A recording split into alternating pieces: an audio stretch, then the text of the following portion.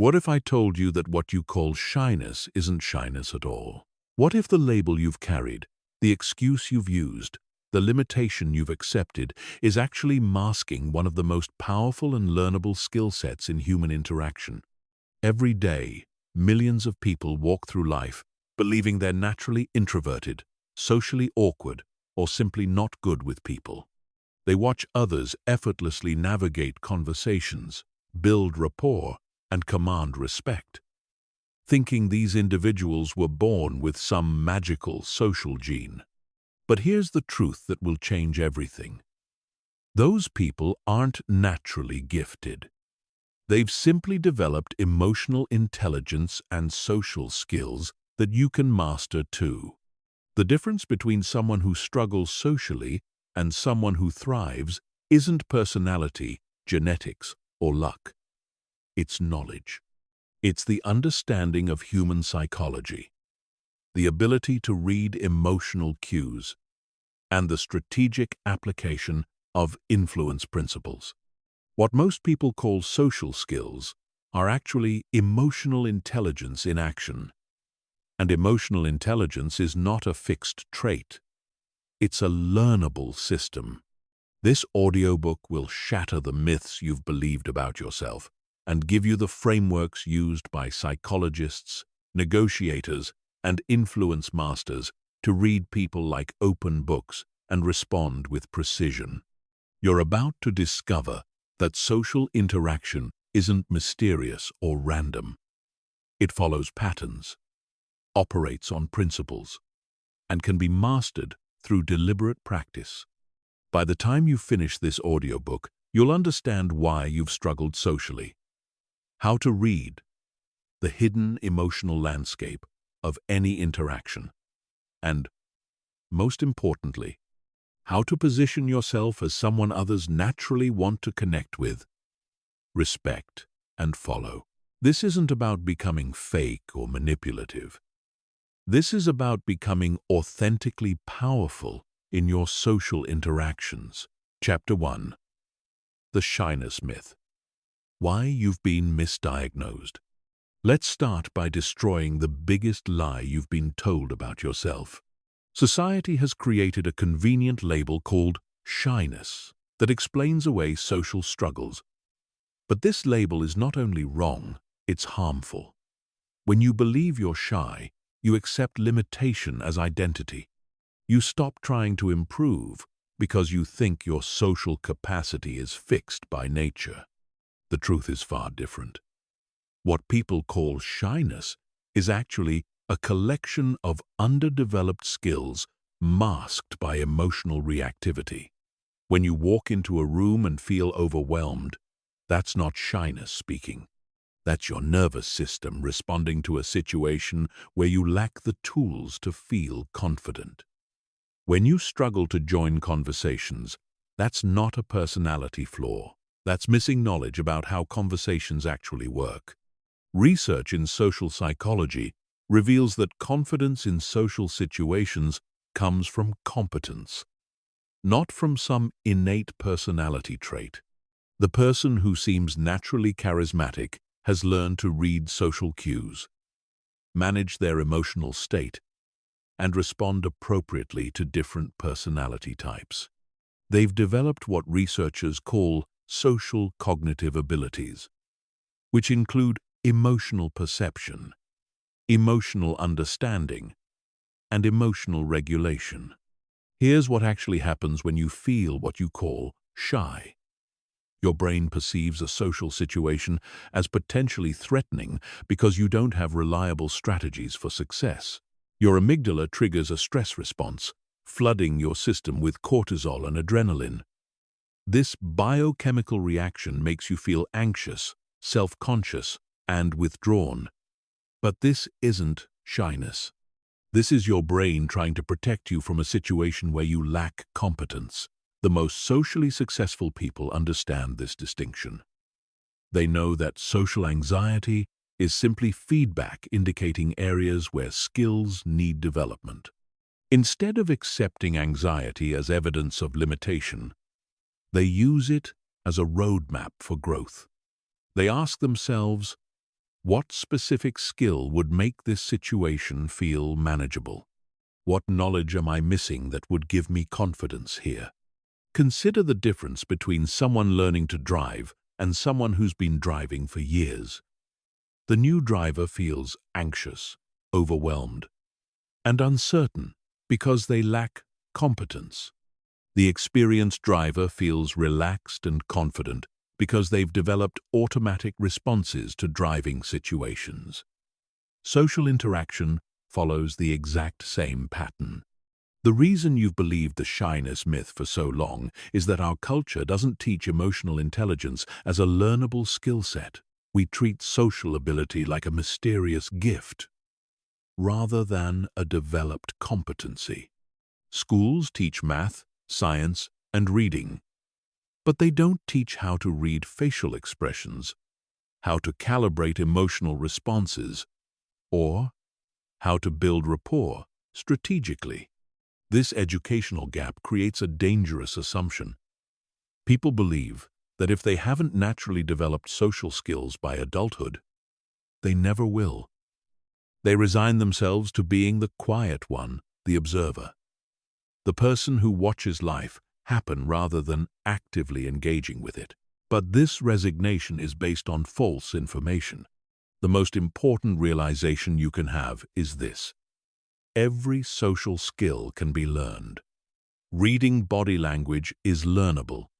Managing emotional states is learnable. Building rapport is learnable. Influencing others ethically is learnable. Commanding respect is learnable. These aren't personality traits, they're competencies. When you shift from identifying as shy to identifying as someone developing social competencies, everything changes. You stop making excuses and start making progress. You stop avoiding social situations and start using them as practice opportunities. You stop accepting social limitation as permanent and start viewing it as temporary. The people you admire socially weren't born different from you. They simply learned different skills. And if they can learn them, so can you. Chapter 2. Decoding the emotional landscape. Reading what others won't say. Human communication operates on multiple levels simultaneously, and most people only perceive the surface level.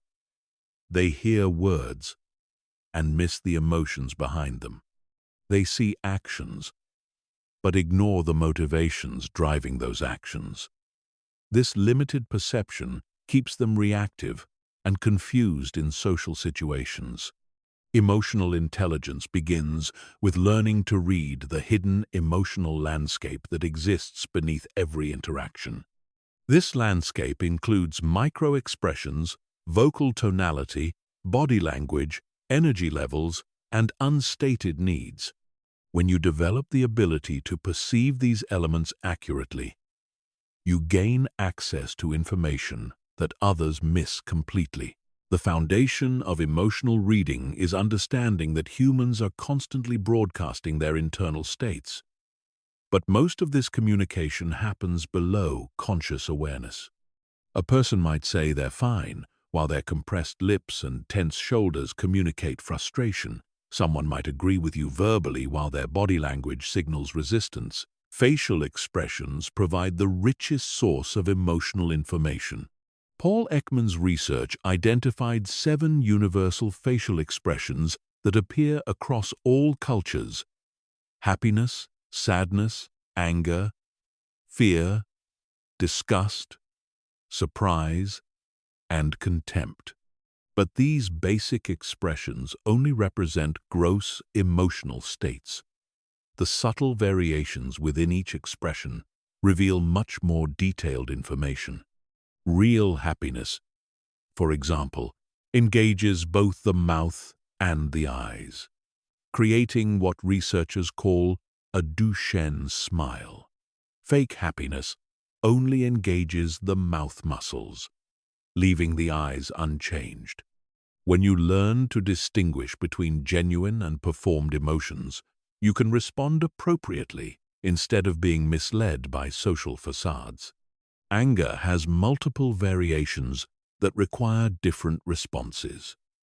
Explosive anger indicates loss of emotional control and suggests you should de-escalate or disengage. Cold anger indicates calculated displeasure and requires direct address of the underlying issue.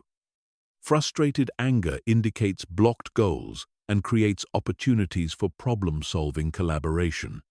Fear manifests differently depending on its source. Social fear appears as eye contact avoidance, defensive body positioning, and verbal hesitation. Performance fear shows up as nervous gestures, rapid speech, and perfectionist language. Understanding the type of fear someone experiences allows you to provide appropriate support or adjustment. Vocal tonality carries emotional information that often contradicts verbal content. A person might use confident words while their voice wavers with uncertainty. Someone might speak aggressively while their tone reveals underlying hurt. Learning to separate tonal messages from verbal messages gives you access to what people are really communicating. Body language operates as an emotional barometer that updates constantly throughout interactions. Crossed arms might indicate defensiveness, but they might also indicate cold or comfortable positioning. The key is reading clusters of signals rather than isolated gestures. Defensiveness combines crossed arms with backward lean, minimal eye contact, and closed facial expressions. Energy levels provide crucial information about engagement and receptivity. High energy indicates openness to new information and willingness to engage actively. Low energy might signal fatigue, disinterest, or emotional overwhelm. Matching your communication style to someone's energy level dramatically improves connection and influence. Unstated needs drive most human behavior, but people rarely express these needs directly. The need for respect might manifest as argumentative behavior.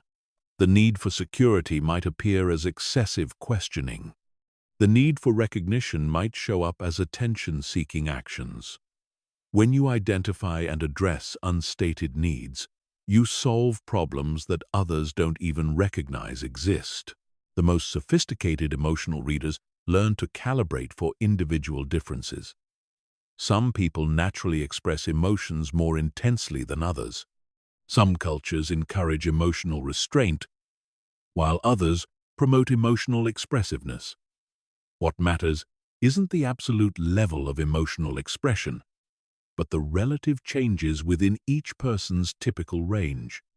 Developing emotional reading skills requires deliberate practice and systematic observation. Start by choosing one person you interact with regularly and focusing on their emotional patterns. Notice how their facial expressions change when they discuss different topics. Observe their body language shifts during various types of conversations. Track their energy fluctuations throughout different times of day. The goal isn't to become a mind reader or to manipulate others through emotional insight. The goal is to develop genuine understanding that allows you to respond more effectively and compassionately to the people around you. When you understand what others are experiencing emotionally, you can provide the type of interaction they need most. Chapter 3. The Architecture of Influence. How strategic minds shape social dynamics. Most people approach social interactions hoping for positive outcomes but lacking any systematic method for achieving them. They rely on luck, personality, or charm without understanding the underlying principles that actually create influence and connection. This random approach produces random results and leaves them feeling frustrated and ineffective. Strategic social thinking operates differently. It recognizes that human behavior follows predictable patterns and that influence can be created through deliberate application of psychological principles. When you understand these principles and apply them systematically, you stop hoping for good outcomes and start engineering them. The foundation of strategic influence is reciprocity, one of the most powerful psychological drivers of human behavior. When someone receives value from you, they experience psychological pressure to provide value in return. This isn't manipulation. It's how humans maintain social balance and build trust. Strategic thinkers provide value first, creating natural opportunities for positive reciprocal responses. Value can be provided in multiple forms: emotional support, useful information, social connection, problem-solving assistance, or simply positive attention.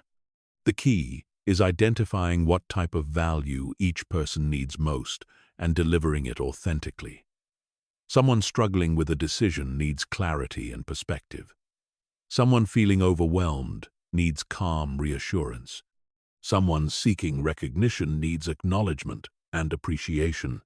Social proof operates as another fundamental influence principle. People look to others, especially similar others, to determine appropriate behavior and attitudes. When you can demonstrate that respected individuals support your position or that similar people have made the choice you're advocating, you dramatically increase persuasive power.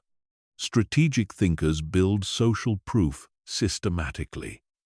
They collect testimonials, share success stories, and reference credible authorities who support their perspectives. They also position themselves within groups and communities that enhance their own credibility through association.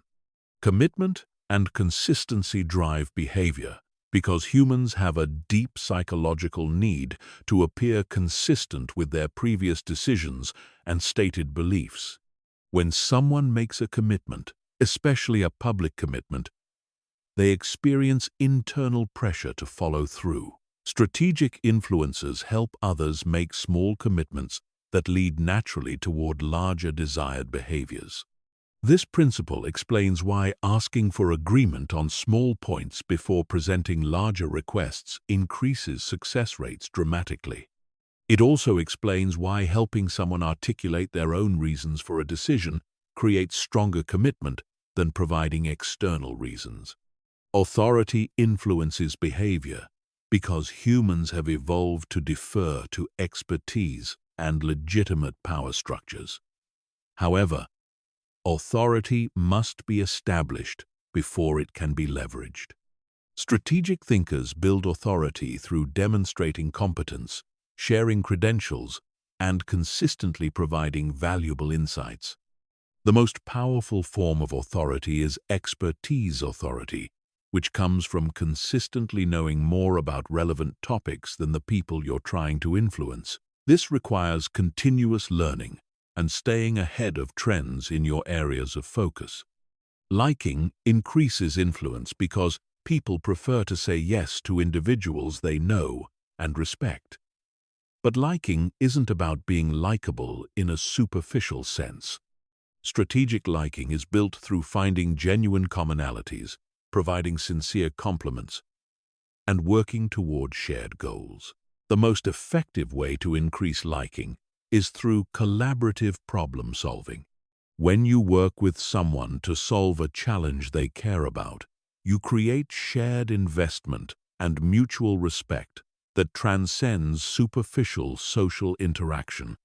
Scarcity motivates action because humans place higher value on opportunities that appear limited or exclusive. However, scarcity must be authentic to be ethical and effective. Strategic thinkers create genuine scarcity through limited availability, exclusive access, or time-sensitive opportunities. Understanding these influence principles allows you to structure interactions for optimal outcomes. Instead of hoping people will respond positively, you can create conditions that make positive responses more likely. Instead of leaving influence to chance, you can apply systematic approaches that produce consistent results. The most important aspect of strategic influence is maintaining ethical boundaries. These principles should be used to create mutual benefit, not to manipulate or exploit others. The goal is to facilitate positive outcomes that serve everyone involved, not to gain advantage at others' expense. When you approach influence strategically, you become someone others naturally want to connect with and support. You provide value consistently, build genuine relationships, and create win-win outcomes that strengthen your social position over time. Chapter 4. Emotional Regulation Mastery. Controlling your internal state for external success. Your emotional state determines your social effectiveness more than any other factor. When you're calm, confident, and centered, you make better decisions, communicate more clearly, and influence others more effectively. When you're anxious, reactive, or emotionally overwhelmed, even the best social strategies fail to produce desired outcomes. Most people treat emotions as things that happen to them rather than states they can actively manage. They feel anxious and assume they must remain anxious until the feeling passes naturally. They experience anger and believe they have no choice but to express it immediately. This passive approach to emotional management severely limits social effectiveness and personal power. Emotional regulation is the ability to recognize emotional states as they arise, understand what triggered them, and consciously choose how to respond, rather than reacting automatically. This skill transforms you from someone who is controlled by emotions into someone who uses emotions strategically. The first level of emotional regulation is emotional awareness. Most people experience emotions without clearly identifying them. They feel bad, but don't distinguish between disappointment, frustration, sadness, or anger. Each of these emotions provides different information and requires different responses, so accurate identification is crucial. Developing emotional awareness requires creating space between emotional triggers and emotional reactions. When you notice an emotional shift beginning, pause and ask yourself, what exactly am I feeling right now? What specific event or thought triggered this emotion? What is this emotion telling me about my needs or values? The second level is understanding emotional triggers. Certain situations, people, or topics predictably generate strong emotional responses. Some people trigger your insecurities through comparison. Some situations activate your perfectionism through performance pressure. Some topics engage your values so strongly that you become defensive or argumentative. Mapping your emotional triggers allows you to prepare for challenging situations in advance. When you know that criticism typically makes you defensive, you can practice receiving feedback calmly. When you know that conflict makes you anxious, you can develop specific strategies for staying centered during disagreements. The third level is emotional reframing, which involves consciously changing how you interpret emotional triggers. Instead of viewing criticism as an attack on your competence, you can reframe it as information for improvement. Instead of seeing conflict as threat, you can view it as an opportunity for deeper understanding. Reframing doesn't mean denying or suppressing emotions. It means choosing interpretations that serve your goals better than automatic interpretations. When someone challenges your idea, you can interpret this as disrespect and become defensive. Or you can interpret it as engagement and respond with curiosity. The fourth level is physiological regulation. Emotions create physical changes in your body: increased heart rate, muscle tension, shallow breathing, and stress hormone release. Learning to manage these physical responses gives you greater control over emotional experiences. Breathing techniques provide the most accessible method for physiological regulation. When you breathe deeply and slowly, you activate the parasympathetic nervous system, which naturally calms emotional arousal. The 4-7-8 technique, where you inhale for 4 counts, hold for 7 counts, and exhale for 8 counts, can reduce anxiety and anger within minutes. Progressive muscle relaxation helps release physical tension that accompanies emotional stress. Starting with your feet and moving upward, deliberately tense and then relax each muscle group. This process interrupts the physical component of emotional reactivity and creates space for conscious choice. The fifth level is strategic emotional expression.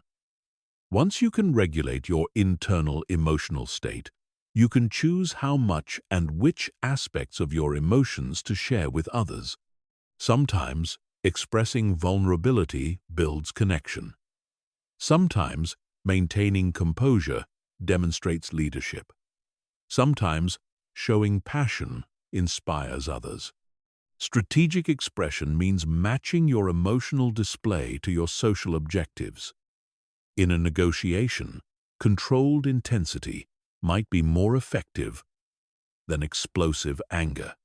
In a supportive conversation, gentle warmth might be more helpful than enthusiastic excitement. In a leadership situation, calm confidence might inspire more trust than visible stress. The highest level of emotional regulation is emotional leverage, where you use emotions as information and motivation rather than obstacles. Anger can signal violated values and motivate boundary setting. Fear can highlight important risks and encourage careful preparation.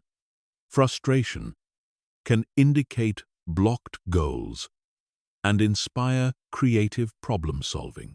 When you master emotional regulation, you become the person others turn to during crises because they know you'll remain stable and thoughtful. You become more persuasive because people trust your judgment when it's not clouded by emotional reactivity. You become a better leader because you can inspire confidence through your own emotional stability. Chapter 5. Building authentic rapport. The psychology of deep connection. Rapport is the foundation of all meaningful relationships and the prerequisite for genuine influence. Without rapport, your communications lack impact, your requests get denied, and your ideas get dismissed. With deep rapport, people listen more carefully, trust more readily, and support more willingly. Most people approach rapport building through superficial techniques: mirroring body language, finding common interests, or offering compliments. While these methods can create temporary connection, they don't build the deep rapport that transforms relationships and creates lasting influence. Authentic rapport emerges from genuine understanding, shared experiences, and mutual respect. It develops when people feel truly seen, heard, and valued for who they actually are, rather than for who they pretend to be. This level of connection requires moving beyond surface-level interaction into meaningful communication about values, experiences, and aspirations. The foundation of authentic rapport is presence. When you give someone your complete attention, free from distractions and mental preoccupations, they feel valued in a way that's increasingly rare in our fragmented attention economy. Presence communicates respect, interest, and importance more powerfully than any words. Developing presence requires practicing focused attention during conversations. Put away electronic devices. Stop planning your next response while others are talking, and resist the urge to multitask. Notice when your attention wanders and gently redirect it back to the person in front of you. Active listening builds rapport by demonstrating that you value the other person's thoughts and experiences enough to understand them fully. Active listening goes beyond hearing words to understanding emotions, motivations, and meanings. It involves asking clarifying questions, reflecting back key points, and exploring topics that matter to the other person. The most powerful form of active listening is empathic listening, where you try to understand not just what someone is saying, but how they're experiencing their situation. When someone shares a challenge, instead of immediately offering solutions, first seek to understand their emotional experience. How do they feel about the situation? What aspects concern them most?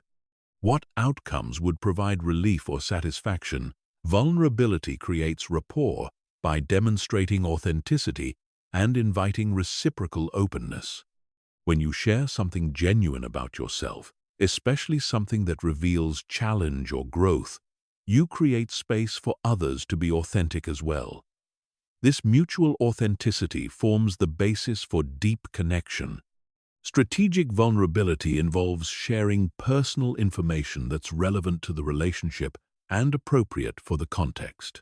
In professional relationships, you might share challenges you've overcome or lessons you've learned. In personal relationships, you might reveal fears, hopes, or meaningful experiences that shaped your perspective. Value alignment creates profound rapport because it taps into fundamental human needs for belonging and meaning. When you discover that someone shares your core values, you feel understood at a deeper level than shared interests can provide. Someone who shares your commitment to growth, integrity, or service becomes naturally attractive as a relationship partner. Identifying value alignment requires asking questions that reveal what matters most to people. What motivates them to work hard? What types of behavior do they find most frustrating in others? What accomplishments make them feel most proud? What changes would they most like to see in the world? Shared experiences build rapport through creating common reference points and emotional bonds. When you go through something challenging or meaningful with another person, you develop connection that extends beyond the immediate situation. This explains why team-building activities, collaborative projects, and mutual support during difficulties create lasting relationships. Creating shared experiences requires finding opportunities to work together, solve problems together, or pursue common goals together. Even simple activities like learning something new together or helping each other with projects can build significant rapport over time. The highest level of rapport building is helping others become their best selves.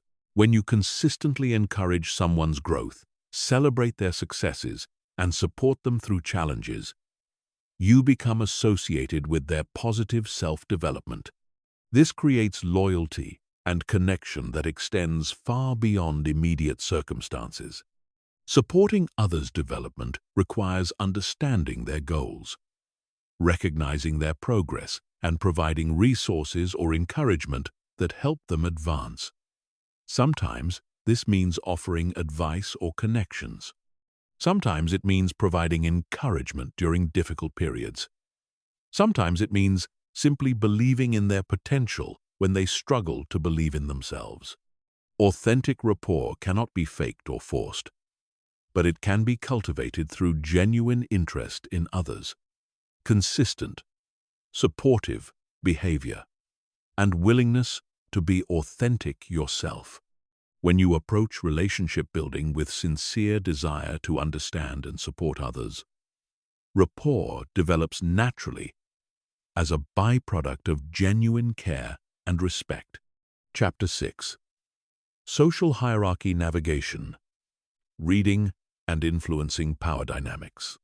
Every social situation contains invisible power structures that determine who gets heard, who gets respected, and who gets their way.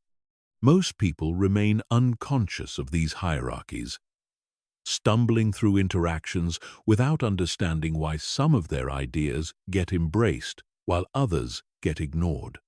They focus on what they're saying while missing the crucial dynamics of who they're saying it to and how social positioning affects reception. Understanding social hierarchy isn't about manipulation or exploitation. It's about recognizing reality and operating effectively within it. When you can accurately assess power dynamics, you can position yourself strategically, communicate more effectively, and achieve better outcomes for everyone involved. Social hierarchies exist in every group, from families to corporations to casual friend gatherings. These hierarchies aren't always obvious or officially designated. The person with the most formal authority might not be the most influential. The quietest person might hold the most respect. The newest member might have the most expertise in crucial areas. Identifying true influence requires observing behavioral patterns rather than relying on titles or assumptions. Watch who speaks first in group discussions and who others wait to hear from before forming their own opinions. Notice who gets interrupted and who never gets interrupted. Observe who makes decisions that others follow without question, and who suggests ideas that get immediately implemented.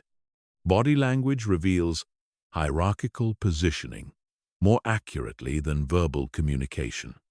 High-status individuals typically display more relaxed postures, take up more space, and make direct eye contact while speaking. They gesture with open palms and maintain calm, controlled movements. Low-status individuals often display more closed postures, minimize their physical presence, and avoid sustained eye contact. However, status displays can be contextual and situational. Someone might display high status in professional settings but differ completely in family situations. The same person might command respect when discussing their area of expertise, but become subordinate when topics shift to unfamiliar territory.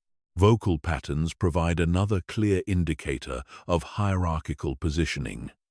Higher status individuals typically speak with lower pitch, slower pace, and longer pauses between thoughts. They use declarative statements more often than questions and rarely uptalk or seek verbal approval. Lower status individuals often speak faster, use higher pitch, and frequently seek validation through questions or qualifying statements. The most sophisticated aspect of hierarchy navigation is understanding that status can be fluid and situational. Rather than accepting fixed positions, strategic thinkers learn to raise their status appropriately for different contexts. In meetings where their expertise is relevant, they speak with authority and confidence. In situations where they lack knowledge, they ask intelligent questions that demonstrate engagement without pretending competence they don't possess. Raising your status requires demonstrating value consistently over time. You can't simply decide to be higher status and expect others to recognize it immediately. Status elevation comes through proving competence, providing unique insights, solving problems others can't solve, and consistently delivering on commitments. The most effective approach to status building is becoming genuinely valuable to the group or organization. When you consistently contribute ideas that work, solve problems that matter, and help others succeed, your status rises naturally. People begin to defer to your judgment because experience has taught them that your judgment is usually sound. Another crucial aspect of hierarchy navigation is understanding alliance structures within groups. Most groups contain subgroups and informal coalitions that support different agendas and perspectives. Identifying these alliances helps you understand why certain ideas get supported or opposed, regardless of their merit. Building strategic alliances requires providing value to influential people and earning their trust over time. This doesn't mean becoming political or manipulative. It means being genuinely helpful, reliable, and supportive of shared goals. When influential people trust you and know you're competent, they naturally include you in important decisions and defend your interests. The concept of social capital explains why some people can make requests that get immediately approved, while others struggle to get basic cooperation. Social capital represents the accumulated goodwill, trust, and positive reputation you've built through previous interactions. Every time you help someone, deliver on a promise, or solve a problem, you make deposits into your social capital account. Managing social capital requires balancing withdrawals and deposits. Each time you ask for a favor, challenge someone's idea, or require others to accommodate your needs, you make a withdrawal. If you make too many withdrawals without sufficient deposits, people become less responsive to your requests. The highest level of hierarchy navigation involves elevating others strategically. When you help people succeed, solve their problems, and make them look good, they become invested in your success. This approach builds genuine loyalty and creates mutually beneficial relationships that strengthen over time. Understanding hierarchy also means recognizing when hierarchical resistance will occur and planning accordingly. If your proposal threatens someone's status or power, they will likely oppose it regardless of its merit. In these situations, you need strategies that allow people to save face while supporting necessary changes. The goal of hierarchy navigation isn't to dominate others or climb over them for personal gain. It's to understand social reality clearly enough to operate effectively within it. When you can read power dynamics accurately and position yourself appropriately, you become someone others naturally turn to for leadership, advice, and collaboration. Chapter 7. Conversational Mastery. The strategic art of verbal influence. Conversation is the primary vehicle for social connection, influence, and relationship building. Yet most people approach it without any systematic understanding of how it actually works. They hope for good conversations rather than engineering them. They react to conversational dynamics instead of strategically guiding them. Mastering conversation requires understanding that dialogue operates on multiple levels simultaneously. There's the content level, which involves the actual information being exchanged. There's the emotional level, which involves the feelings being generated and shared. There's the relationship level, which involves how the interaction affects the connection between participants. And there's the influence level, which involves how the conversation shapes attitudes, decisions, and future behavior. Strategic conversationalists learn to operate effectively on all these levels simultaneously. They provide valuable content while managing emotions, strengthening relationships, and creating positive influence. This multi-dimensional approach transforms ordinary exchanges into powerful relationship-building and influence opportunities. The foundation of conversational mastery is asking questions that create engagement rather than interrogation. Most people ask superficial questions that generate superficial responses. How was your weekend? Fine. How's work going? Okay. These exchanges provide no real connection or useful information. Powerful questions probe deeper layers of experience, motivation, and meaning. Instead of asking someone about their job, ask what aspects of their work energize them most. Instead of asking about their weekend, ask what they did that felt most satisfying or meaningful. These questions invite people to share more interesting and authentic parts of their experience. The best conversation facilitators use a questioning technique called progressive deepening, where each question builds on the previous response to explore topics more thoroughly. If someone mentions they enjoyed a particular project at work, you might ask, what made that project especially engaging? If they mention the collaborative aspect, you could explore what makes collaboration work well for them. This approach demonstrates genuine interest, while helping people articulate thoughts and feelings they might not have previously examined.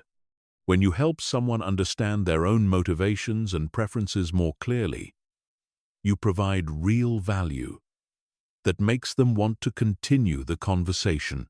Strategic listening involves paying attention not just to what people say, but how they say it and what they don't say. The topics someone discusses enthusiastically reveal their passions and values. The subjects they avoid or dismiss quickly indicate areas of discomfort or disinterest. The emotions that appear when discussing different topics show what matters most to them. Calibrating your communication style to match the other person's preferences dramatically improves conversational effectiveness. Some people prefer detailed explanations, while others want concise summaries. Some enjoy philosophical discussions, while others focus on practical applications. Some need time to process ideas, while others think out loud through dialogue. Recognizing these preferences requires observing how people respond to different types of input. When you share a detailed explanation, do they engage enthusiastically or seem overwhelmed? When you ask about abstract concepts, do they light up or redirect toward concrete examples? Adjusting your approach based on these responses creates much more satisfying interactions for both participants.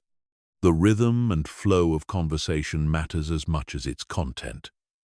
Good conversations have a natural ebb and flow, with periods of intense engagement alternating with quieter reflection.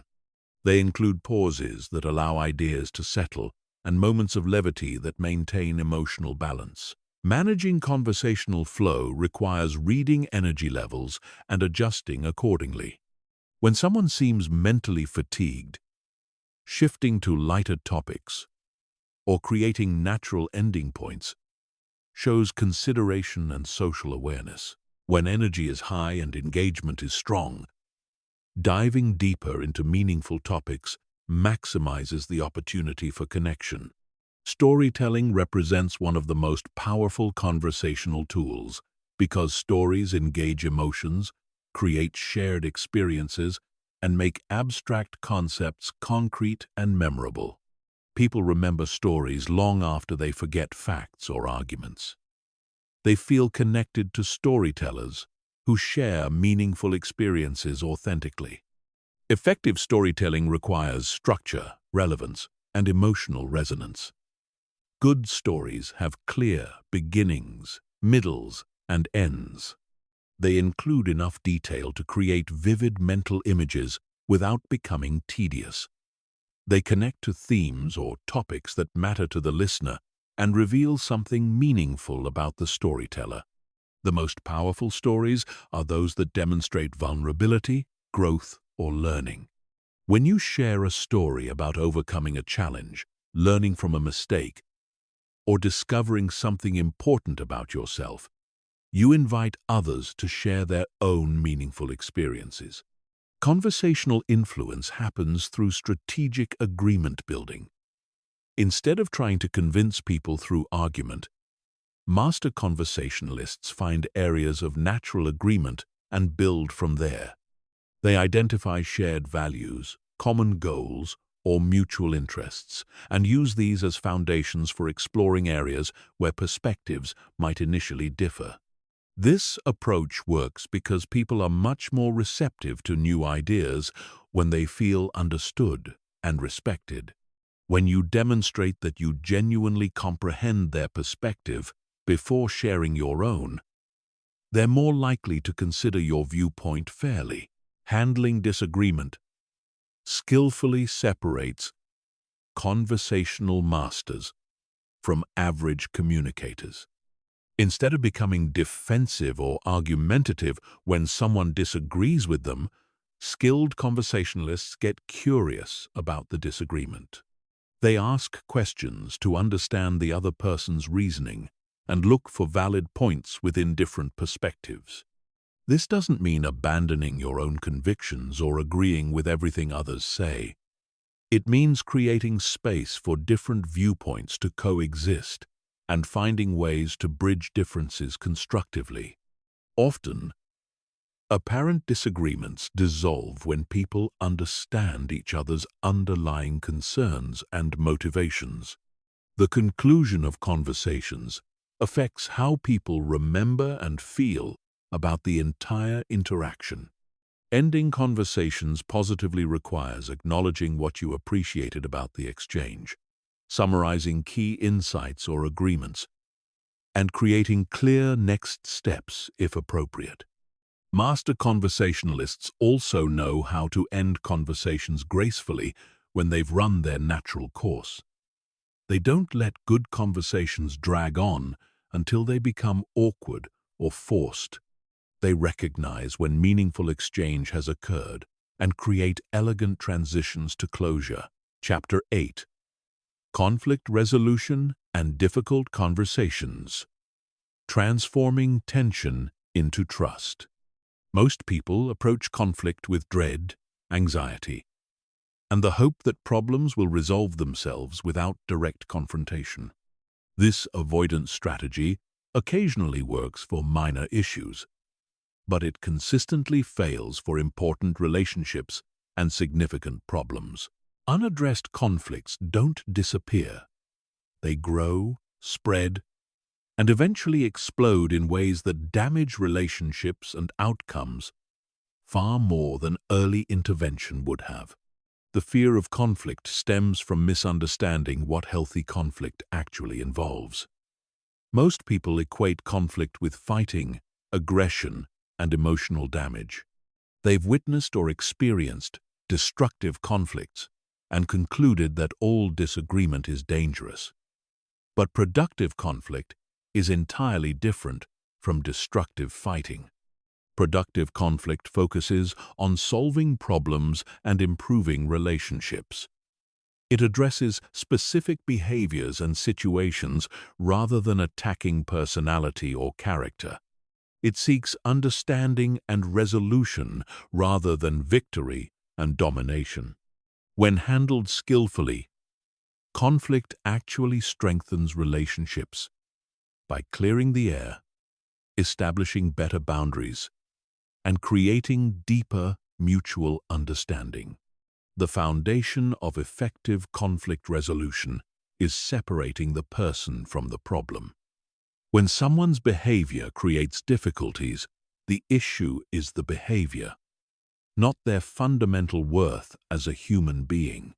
This distinction allows you to address problems directly while maintaining respect and care for the individual involved. Framing conflicts as shared problems to solve together, rather than battles to win, changes the entire dynamic. Instead of positioning yourself against the other person, you position both of you against the problem. This collaborative approach encourages creative problem-solving and reduces defensive reactions. Timing dramatically affects conflict resolution outcomes.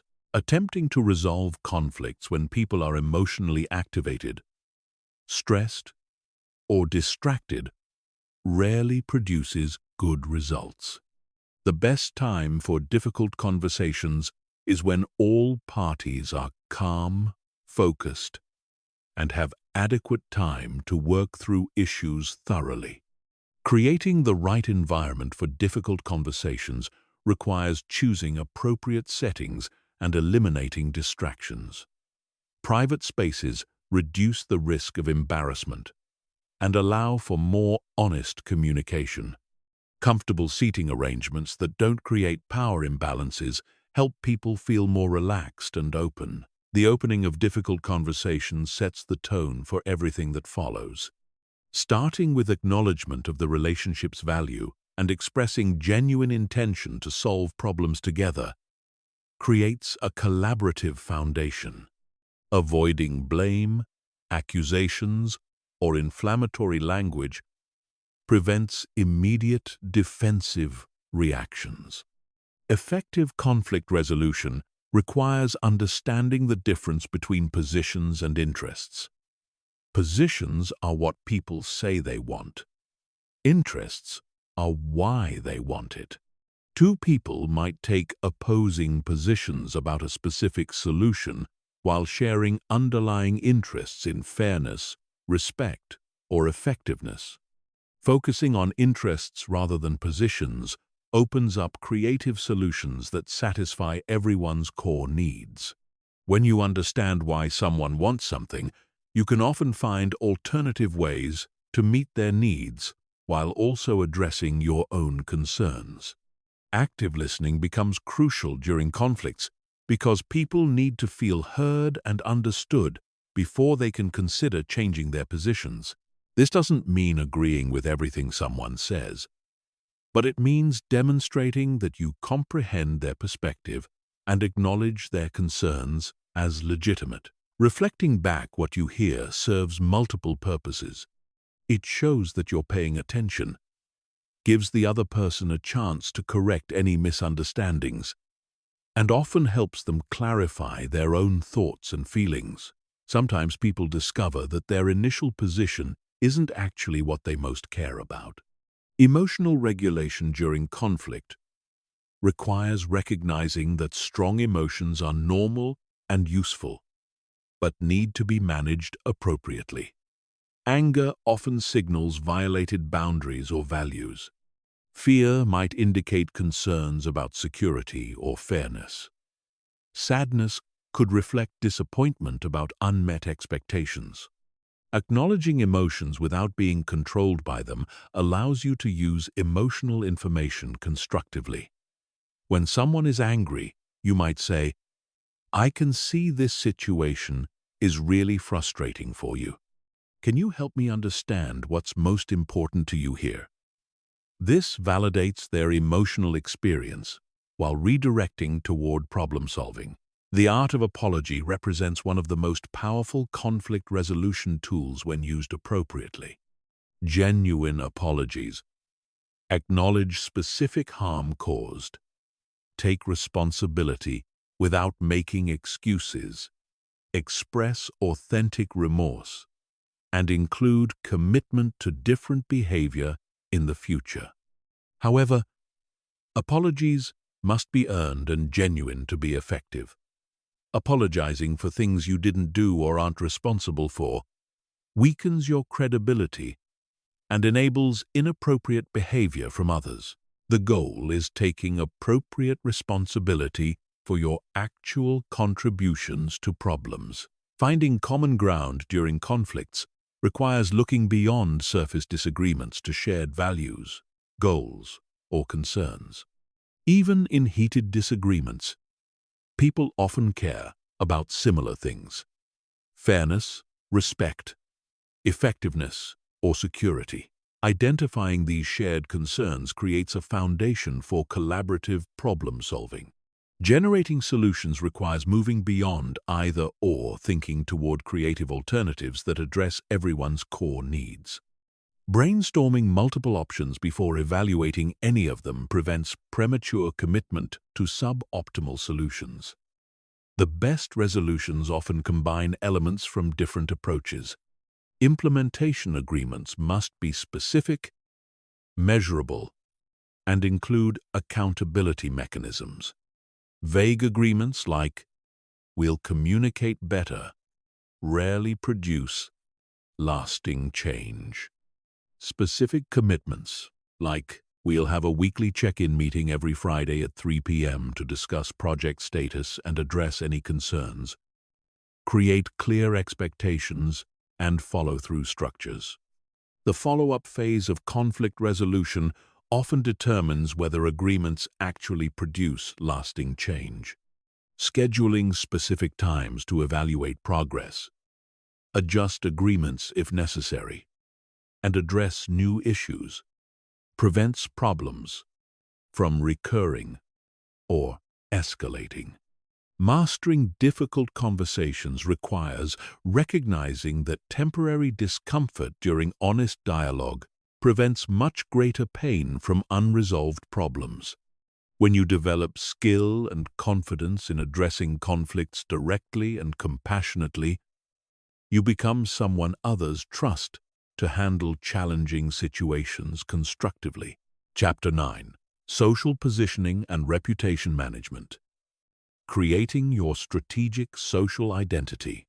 Your reputation precedes you into every social and professional interaction, influencing how others perceive your ideas, trust your judgment, and respond to your requests. Most people leave reputation to chance, hoping that good intentions and decent work will create positive perceptions over time. This passive approach often fails because reputation isn't just about what you do. It's about how what you do gets perceived, interpreted, and communicated by others. Strategic reputation management involves deliberately shaping how others think about your character, competence, and value. This doesn't mean creating a false image or manipulating others' perceptions dishonestly. It means ensuring that your genuine strengths, values, and contributions get recognized and remembered accurately. The foundation of strong reputation is consistent behavior that demonstrates your core values in action. When your actions consistently align with your stated principles, people learn to predict and trust your responses to different situations. This reliability becomes the basis for confidence in your character and judgment. Building reputation requires understanding that different audiences value different qualities. In professional settings, competence, reliability, and strategic thinking might be most important. In social settings, warmth, humor, and supportiveness might carry more weight. In leadership situations, vision, decisiveness, and integrity often matter most. The key is not becoming a different person for different audiences, but emphasizing different aspects of your authentic self based on what each situation requires. Your core character remains consistent while your presentation adapts to context and audience needs. Visibility plays a crucial role in reputation building because people can't appreciate qualities they never witness. Even exceptional work has limited reputational impact if it happens behind closed doors. Strategic positioning requires finding appropriate ways to showcase your contributions, insights, and value. This doesn't mean bragging or self-promotion in obvious ways that create negative reactions. It means ensuring that your best work gets seen by the right people at the right times. Speaking up in meetings when you have valuable insights, volunteering for visible projects, and sharing successes appropriately all contribute to positive positioning. Association management affects reputation because people judge you partly based on who you choose to spend time with and align yourself with.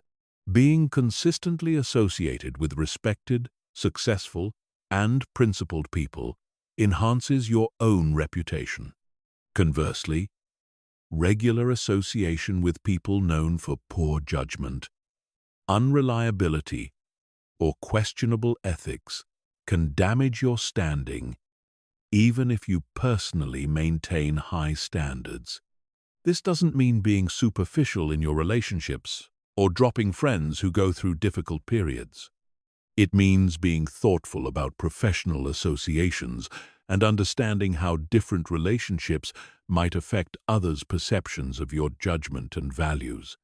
Expertise development creates reputation advantages because people naturally defer to those who demonstrably know more about relevant topics.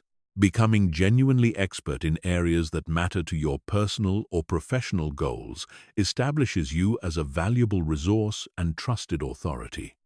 Building expertise requires continuous learning, staying current with trends and developments, and finding ways to share your knowledge appropriately.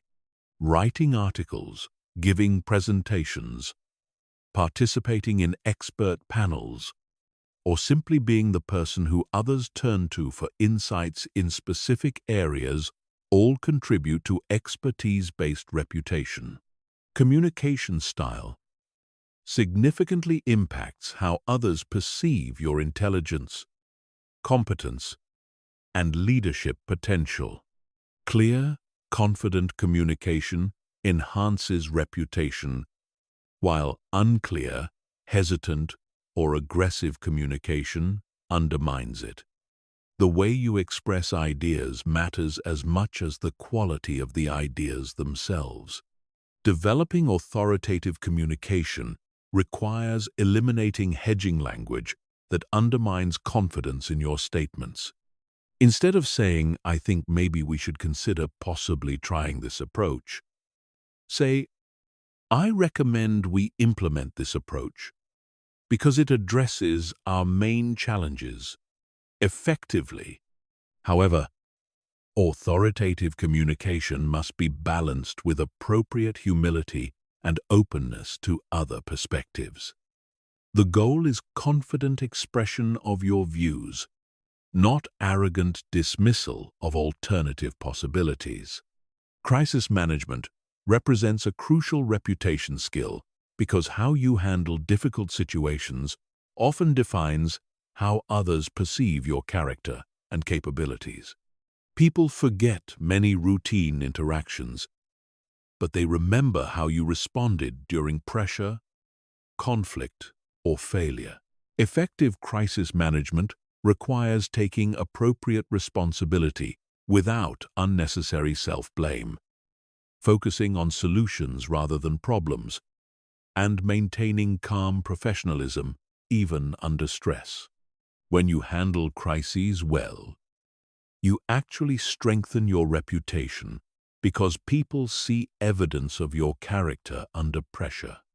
The concept of reputation maintenance involves protecting the positive reputation you've built while continuing to strengthen it over time. This requires consistent behavior, careful attention to how your actions might be perceived, and quick correction of any misunderstandings that might damage your standing. Long-term reputation building requires understanding that reputation is like a bank account. Every positive interaction, successful project, and demonstration of good character makes deposits. Every mistake, conflict, or disappointing outcome makes withdrawals. Maintaining a positive balance requires consistently making more deposits than withdrawals. The most sophisticated aspect of reputation management is understanding how reputation creates opportunities. When you're known for specific strengths and qualities, people naturally think of you for relevant opportunities. Strong reputation becomes a competitive advantage that opens doors, creates partnerships, and generates support for your initiatives. Strategic reputation building also involves helping others succeed and build their own positive reputations. When you consistently support others' growth, celebrate their successes, and help them overcome challenges, you become associated with positive outcomes and generous character. This approach creates a network of people who are invested in your success because you've been invested in theirs. Chapter 10. Group Dynamics and Social Leadership. Influencing collective behavior. Understanding group dynamics represents the difference between being swept along by collective behavior and strategically influencing group outcomes. Groups operate according to psychological principles that differ significantly from individual psychology. People behave differently in groups than they do alone, and these differences create both opportunities and challenges for those who understand how to navigate them effectively. Every group develops its own culture, implicit rules, and behavioral norms, often without conscious recognition from group members. These cultural elements powerfully shape individual behavior within the group. People who would never interrupt in one-on-one conversations might regularly interrupt in groups where that behavior has become normalized.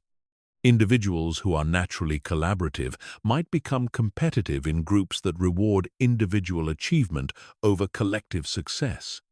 Understanding these cultural dynamics allows you to recognize which behaviors will be rewarded or punished within specific groups and adjust your approach accordingly. More importantly, it enables you to influence the development of group culture in directions that serve everyone more effectively.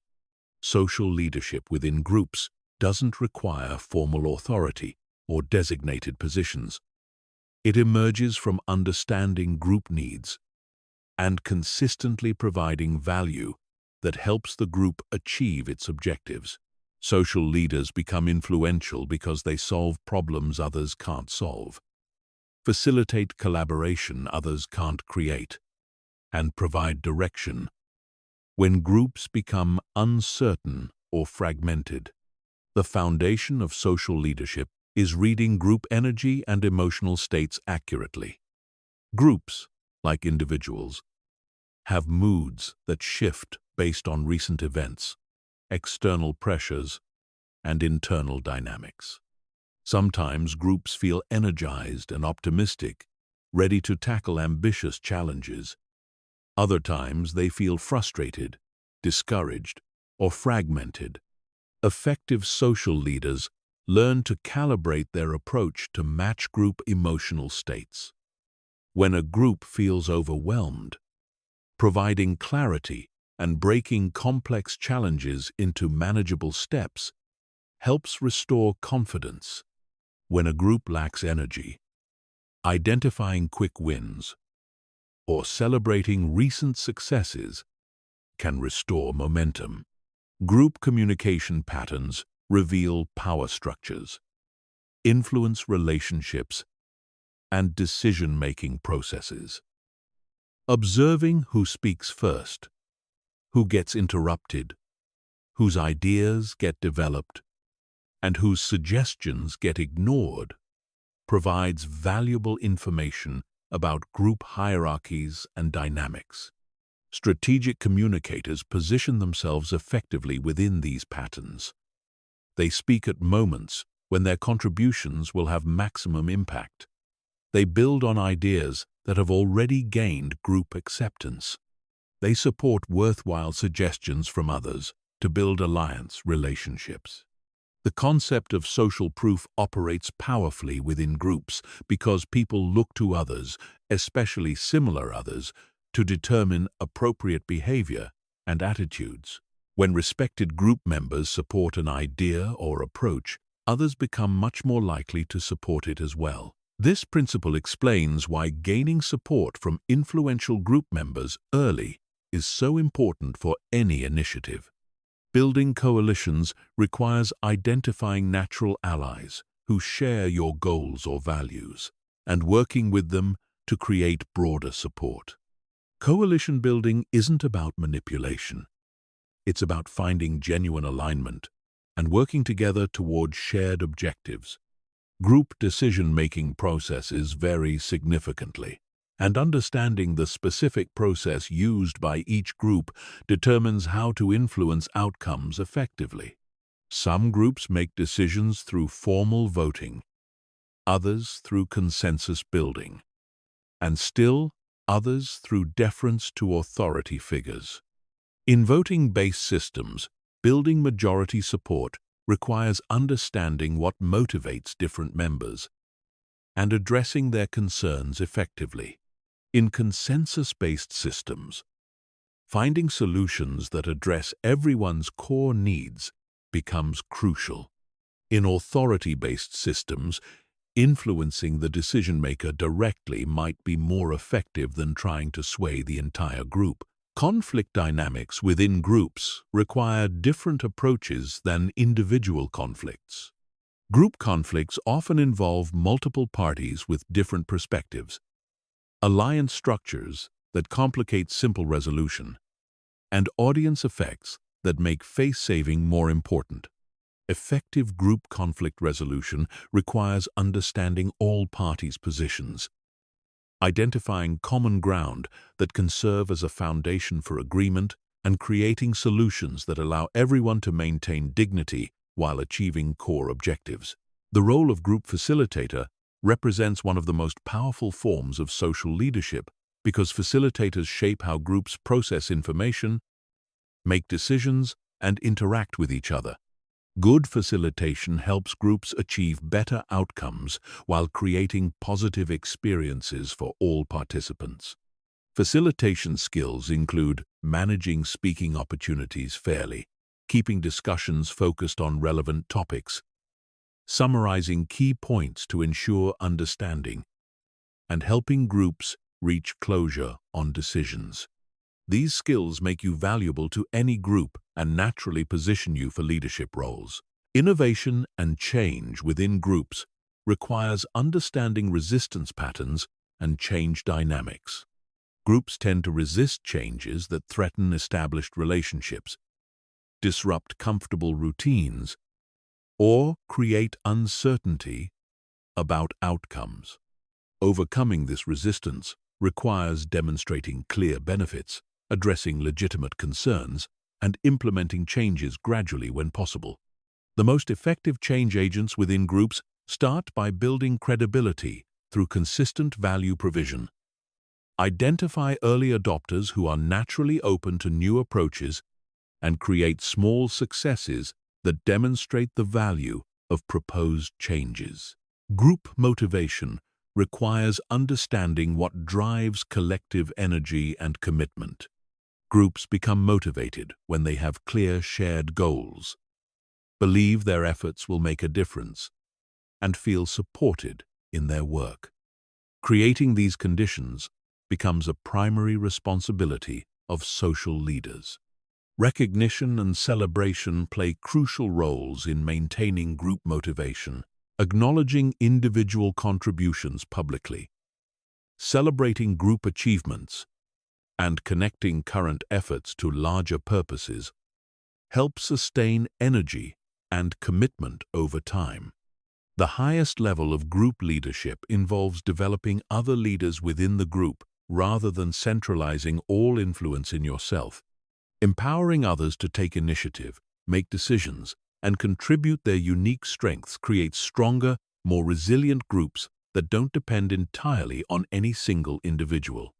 This distributed leadership approach requires confidence in your own value and genuine commitment to group success over personal recognition. When you consistently help others succeed and develop their capabilities, you become associated with group effectiveness and naturally maintain influential positioning. Mastering group dynamics transforms you from someone who hopes groups will function well into someone who actively shapes group culture, facilitates effective collaboration, and influences collective outcomes. These skills become increasingly valuable as your personal and professional responsibilities grow. Chapter 11. Advanced Persuasion Psychology. The Science of Ethical Influence. Most people approach persuasion through trial and error, using techniques they've observed others use without understanding the psychological principles that make certain approaches effective. This random approach produces inconsistent results and often creates resistance rather than genuine agreement. Master persuaders operate differently. They understand the deep psychological mechanisms that drive human decision-making and apply these principles systematically to create authentic influence. The foundation of advanced persuasion is understanding that people don't make decisions rationally, even when they believe they do. Neuroscience research reveals that emotions drive decisions, while logic provides post-hoc justification for choices already made at the subconscious level. This means effective persuasion must engage emotions first, then provide logical support for emotionally driven conclusions. Emotional engagement requires understanding what people truly care about beneath their surface statements. Someone might say they want the most cost-effective solution, but their real concern might be avoiding risk or maintaining their reputation for good judgment. Someone might claim they need more information before deciding, but their actual hesitation might stem from fear of making the wrong choice. Identifying these deeper emotional drivers requires asking questions that probe beneath initial responses. Instead of accepting someone's first explanation for their position, explore what they're hoping to achieve or avoid. What would success look like from their perspective? What concerns them most about different approaches? What experiences have shaped their thinking about similar situations? The principle of cognitive dissonance explains why people resist changing their minds even when presented with compelling evidence that contradicts their existing beliefs. When new information conflicts with established positions, people experience psychological discomfort that they typically resolve by rejecting the new information rather than changing their positions. Advanced persuaders work with cognitive dissonance rather than against it. Instead of directly contradicting existing beliefs, they help people discover inconsistencies within their own thinking. They ask questions that reveal gaps between stated values and actual behavior, or between different beliefs the person holds simultaneously. This approach allows people to change their minds without feeling defeated or embarrassed. They reach new conclusions through their own reasoning process rather than being forced to accept external arguments. This self-persuasion creates much stronger commitment than externally imposed position changes. The concept of mental models provides another powerful persuasion tool. Everyone interprets new information through existing mental frameworks developed through education, experience, and cultural conditioning. When your message aligns with someone's existing mental models, they accept it easily. When it conflicts with their frameworks, they resist or reject it automatically. Effective persuasion requires either working within existing mental models or gradually expanding them to accommodate new possibilities. This might involve using analogies that connect unfamiliar concepts to familiar experiences, providing case studies that demonstrate how similar people successfully adopted new approaches, or breaking complex changes into smaller steps that feel manageable. Social proof operates as one of the most powerful persuasion principles because humans are fundamentally social creatures who look to others for guidance about appropriate behavior and attitudes. When people see that others, especially similar others, have made certain choices or hold certain beliefs, they become much more likely to adopt those same positions. Strategic persuaders collect and present social proof systematically. They gather testimonials from credible sources, document success stories from relevant examples, and create opportunities for people to observe others making desired choices. They understand that showing is more powerful than telling when it comes to demonstrating that change is both possible and beneficial. The timing of persuasive efforts dramatically affects their success. People are more receptive to new ideas when they're experiencing dissatisfaction with current situations, facing deadlines that require decisions, or encountering opportunities that align with their goals.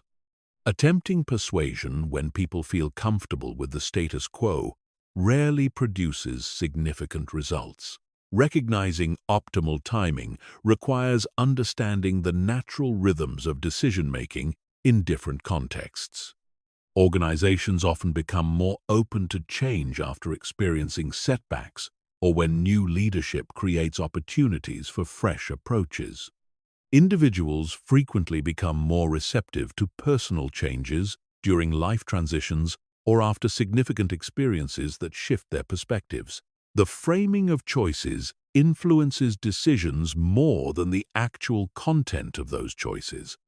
The same option can be presented as avoiding loss or achieving gain, as maintaining security or pursuing opportunity, as following best practices, or pioneering innovative approaches. Each frame appeals to different psychological motivations and produces different responses.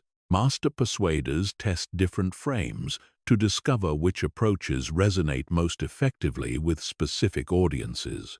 They understand that logical content matters less than psychological positioning when it comes to influencing decisions and behavior. The contrast principle affects how people evaluate options by making certain choices seem more attractive through comparison with less desirable alternatives. When you present a moderate request after first making a larger request, the moderate option appears more reasonable by contrast. When you demonstrate problems with current approaches before proposing solutions, your alternatives seem more appealing. Using contrast ethically requires ensuring that the comparisons you create reflect genuine differences rather than artificial manipulations. The goal is helping people recognize true value and make better decisions, not tricking them into choices that don't serve their interests. Advanced persuasion also involves understanding and addressing the specific concerns that prevent people from making desired changes. Some people resist because they doubt the benefits will justify the costs. Others hesitate because they fear failure or judgment from others. Still, others avoid change because they lack confidence in their ability to implement new approaches successfully. Effective persuaders diagnose resistance sources accurately and address them directly. They provide evidence that demonstrates benefits, share stories that reduce fear of failure, and offer support systems that increase confidence in successful implementation. The highest level of persuasion involves helping people persuade themselves by creating experiences that allow them to discover desired conclusions through their own observation and reasoning. This might involve arranging meetings with satisfied customers, providing trial periods for new approaches, or creating opportunities for people to test ideas on a small scale before making larger commitments. When people reach conclusions through their own experience, they feel ownership of those decisions and become much more committed to following through. This experiential persuasion creates lasting change because it's based on personal discovery rather than external pressure. Chapter 12. Network Building and Strategic Relationship Management. Creating your circle of influence. Your network determines the opportunities you encounter, the resources you can access, and the influence you can exercise in both personal and professional contexts. Most people approach networking passively, hoping that good relationships will develop naturally through proximity and shared activities. While organic relationships certainly have value, strategic network building requires more intentional effort to create connections that provide mutual benefit over time.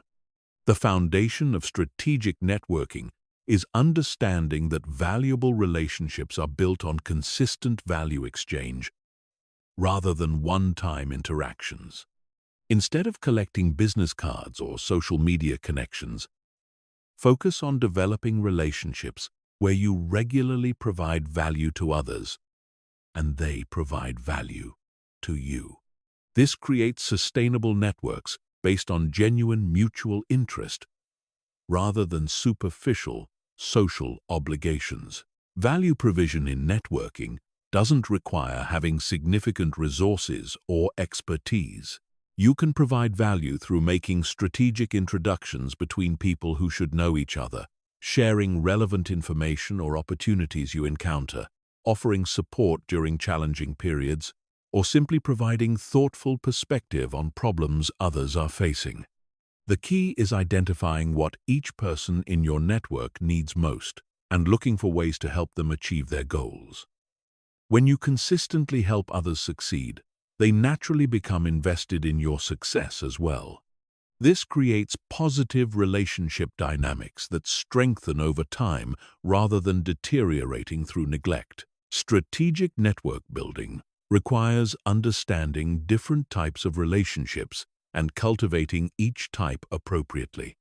Core relationships include your closest personal and professional connections, who provide significant ongoing support and collaboration.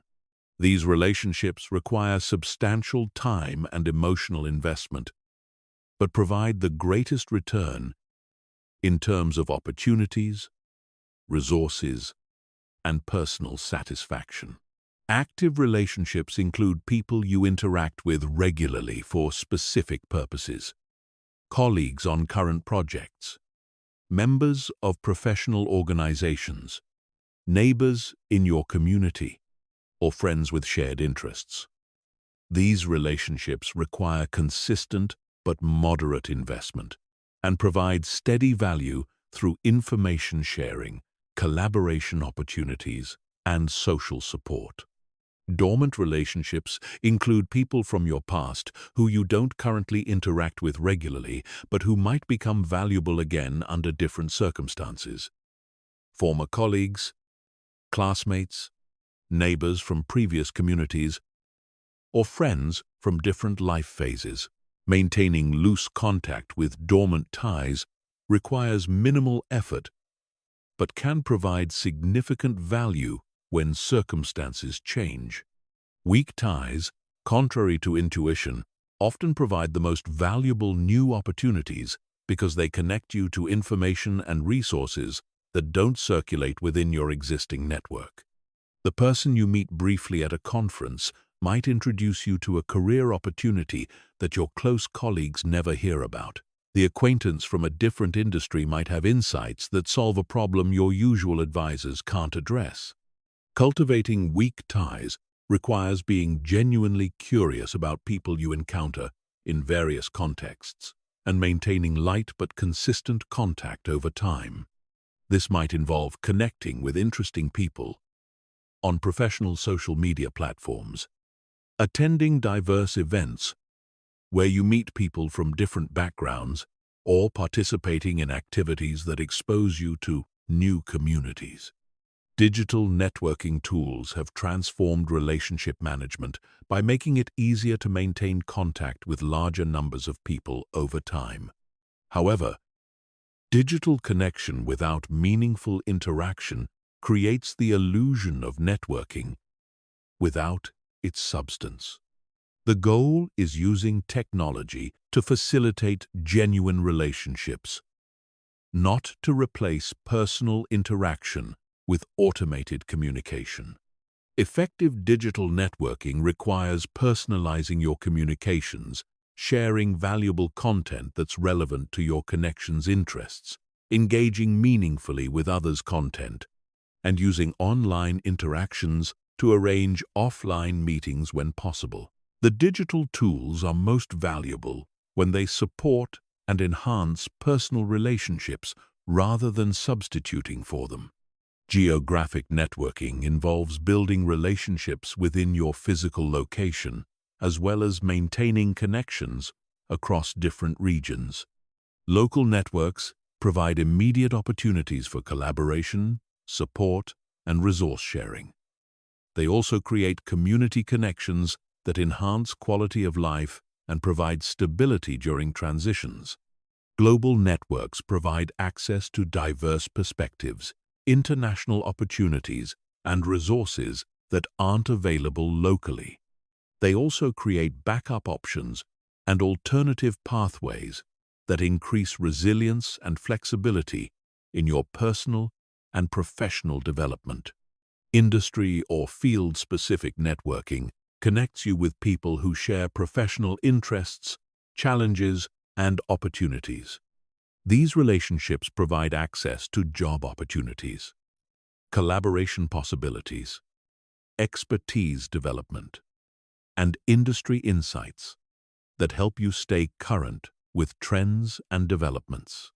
Cross-industry networking connects you with people from different professional backgrounds who might offer fresh perspectives on common challenges, introduce you to different approaches and methodologies, or provide opportunities for career transitions and skill development.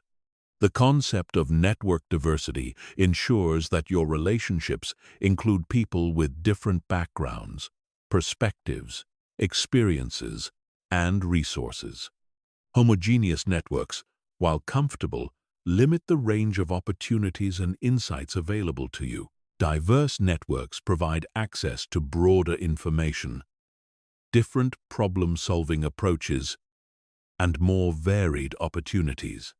Building network diversity requires intentionally seeking relationships with people who differ from you in terms of age, cultural background, industry experience, expertise areas, personality types, and life experiences. This doesn't mean collecting diverse people like trophies, but genuinely valuing different perspectives and actively learning from people whose experiences differ from your own. Relationship maintenance requires systematic attention over time because relationships deteriorate without ongoing investment.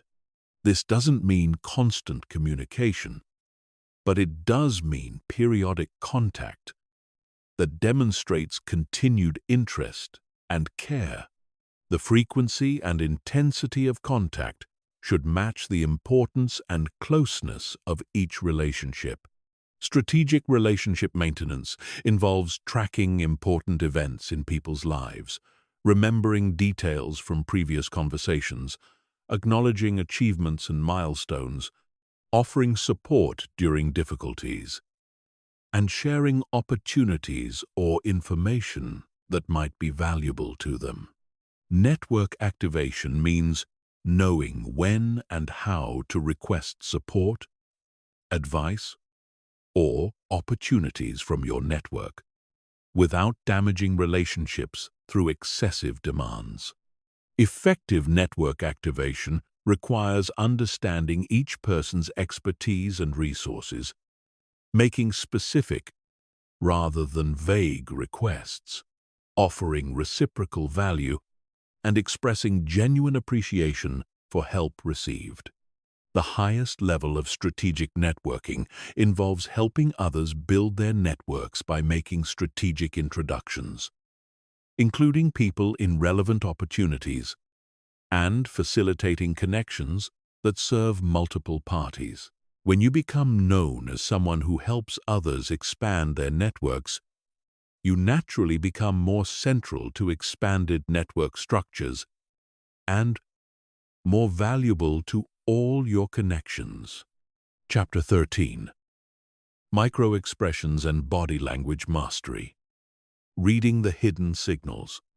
Human communication operates simultaneously on verbal and nonverbal channels, with nonverbal signals often providing more accurate information about true thoughts, feelings, and intentions than spoken words. While people can control their verbal communication fairly easily, nonverbal expressions occur more automatically and reveal authentic emotional states that individuals might prefer to conceal. Learning to read these nonverbal signals accurately provides a significant advantage in all social interactions. You can detect when someone agrees with your proposal but has unstated concerns. You can recognize when apparent cooperation masks underlying resistance. You can identify genuine enthusiasm versus polite interest. This information allows you to adjust your approach in real time to address hidden issues and improve outcomes. Facial expressions provide the richest source of emotional information because the face contains more muscles dedicated to expression than any other part of the body. These muscles respond automatically to emotional states, often revealing feelings within fractions of a second before conscious control can override them. The 7 universal facial expressions identified by Paul Ekman appear across all cultures: happiness, sadness, anger, fear, disgust, surprise, and contempt. However, these basic expressions represent only gross emotional categories. The subtle variations within each expression provide much more detailed information about specific emotional states and their intensity. Genuine happiness engages both the mouth and the eye muscles, creating what researchers call a Duchenne smile. The corners of the mouth turn upward while the muscles around the eyes contract, creating slight wrinkling at the corners. Fake or social smiles only engage the mouth muscles, leaving the eye area unchanged. Learning to distinguish genuine from performed happiness helps you identify authentic, positive responses versus social politeness. Anger manifests in multiple forms that require different responses. Flash anger appears as brief muscle tension in the jaw, tightening around the eyes, or momentary lip compression. This indicates momentary irritation that might be easily addressed through acknowledgement or adjustment. Sustained anger shows in prolonged muscle tension, particularly in the jaw and around the eyes, often accompanied by slightly narrowed eyes and compressed lips. Cold anger, the most dangerous form, appears as controlled facial tension with deliberate eye contact and minimal expression. This indicates calculated displeasure that won't be easily resolved through simple adjustments. Recognizing these different forms of anger allows you to respond appropriately rather than treating all anger the same way. Fear expressions vary depending on the threat source. Social fear appears as reduced eye contact, slightly raised eyebrows, and tension around the mouth.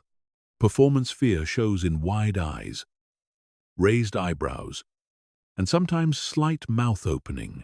Physical fear displays more dramatic expressions with wide eyes, raised eyebrows, and often an open mouth. Understanding the type of fear someone experiences allows you to provide appropriate reassurance, modify the situation to reduce threat, or adjust your approach to avoid triggering additional anxiety.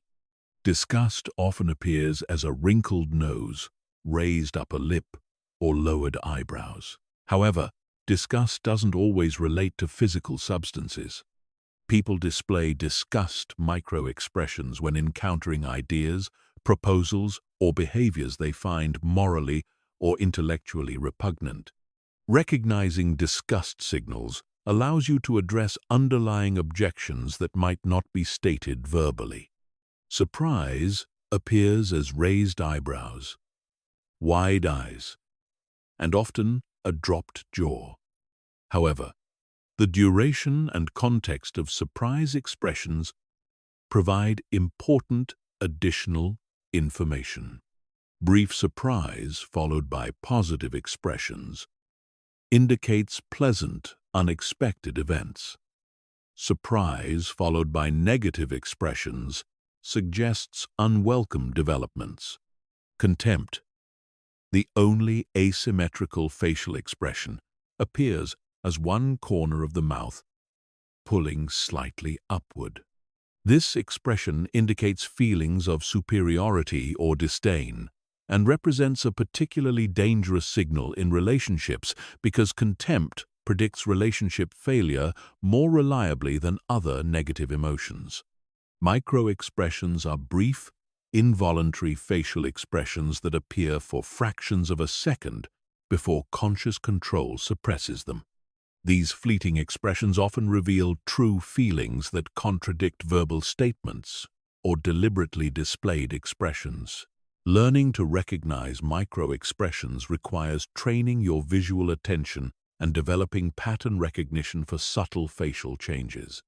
Body language provides additional layers of emotional and psychological information through posture, gesture, and movement patterns. However, body language must be interpreted in context, because individual gestures can have multiple meanings depending on circumstances, cultural background, and personal habits. Defensive body language includes crossed arms, backward lean, minimal eye contact, and closed postures. However, crossed arms might also indicate cold, comfortable positioning, or simply personal habit.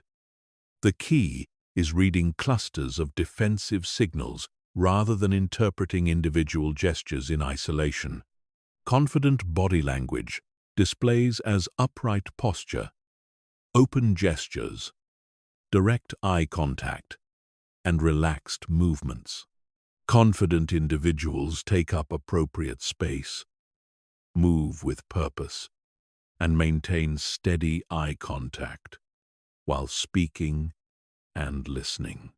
Nervous energy appears through fidgeting, rapid movements, touching the face or neck, and restless positioning. However, some people naturally move more than others, so the key is noticing changes from someone's baseline behavior rather than absolute levels of movement. Vocal tonality carries emotional information that often contradicts verbal content. Stress appears in higher pitch, faster pace, and tension in the voice. Confidence manifests as lower pitch, measured pace, and clear articulation. Deception often involves vocal changes such as higher pitch, hesitations, or over-precise pronunciation. The concept of baseline behavior is crucial for accurate nonverbal reading. Everyone has natural patterns of expression, movement, and vocal tone that represent their normal state. Significant deviations from baseline behavior indicate emotional changes that deserve attention. Establishing baseline requires observing someone during neutral, comfortable situations before trying to interpret their behavior during important interactions. This gives you reference points for recognizing when their nonverbal communication changes in response to specific topics or situations. Cultural differences affect nonverbal communication significantly. Eye contact patterns, personal space preferences, gesture meanings, and expression intensity vary across cultures. What appears confident in one culture might seem aggressive in another. What seems respectful in one context might appear evasive elsewhere. Effective nonverbal reading requires adjusting for cultural background while looking for universal patterns that appear across different groups. Basic emotions appear similarly across cultures, but their appropriate expression and intensity vary significantly. The integration of verbal and nonverbal information requires paying attention to both channels simultaneously and noting when they align or contradict each other. When verbal and nonverbal messages match, you can feel confident about the communication's accuracy. When they contradict, the nonverbal information usually provides more reliable insight into true thoughts and feelings. Developing nonverbal reading skills requires deliberate practice and systematic observation. Start by focusing on one person you interact with regularly and paying attention to their expression patterns during different types of conversations. Notice how their facial expressions, body language, and vocal tone change when discussing different topics or experiencing different emotional states. The goal isn't to become a human lie detector or to judge others based on their nonverbal signals. The goal is developing genuine understanding that allows you to respond more effectively and compassionately to the people around you. When you can read what others are experiencing beyond their words, you can provide more appropriate support, address unstated concerns, and build stronger relationships. Chapter 14. Digital Age Social Intelligence. Navigating virtual relationships and online influence. The digital revolution has fundamentally transformed social interaction, creating new opportunities for connection while introducing unprecedented challenges for building authentic relationships and exercising ethical influence. Understanding how to operate effectively in digital social environments requires adapting traditional social intelligence principles to virtual contexts while developing new skills specific to online interaction. Digital communication removes many nonverbal cues that provide crucial information in face-to-face interactions. Without access to facial expressions, body language, and vocal tone, misunderstandings become more common, and relationships require different approaches to develop trust and connection. Text-based communication relies heavily on word choice, timing, and context to convey emotional information that would be immediately apparent in person. The asynchronous nature of much digital communication creates additional complexity because responses don't happen in real time. This delay allows for more thoughtful communication, but also creates opportunities for misinterpretation when context gets lost or assumptions fill gaps between messages.